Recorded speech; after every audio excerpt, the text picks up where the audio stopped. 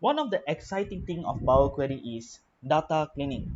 As you refer on this table over here, we do have the start time, end time, days, and the process performed by the employees, and also the hours taken to perform the particular process. And if you notice on this table over here, we have the list of days written down in one particular cell. So now how we want to remove this so that we only have one day in one particular cell instead of multiple days in one particular cell. Instead of just doing like this, we want to transform our data into this particular format. So now let's learn how to do it. Okay, so if you look on this exercise 1, we do have the start, the end time, and the days all written down in the particular cell. So we want to segregate into one day into one cell. So how to do it is, first thing is we press Ctrl A. When you press Ctrl A, you will notice that your entire data is being highlighted. And then you go to data, and then under the section of get and transform data, you click the icon of from table slash range.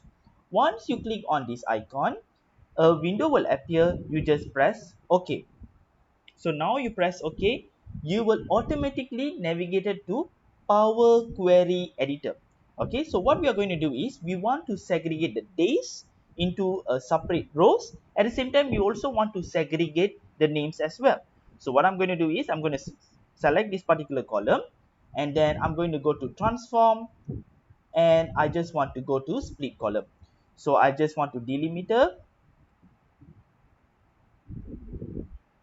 and then I just press OK. So now you will notice that we have separated the list of employees. So I'm just going to rename this. I just want to rename this as the assemble. I'll rename this as review, and I rename this as approve.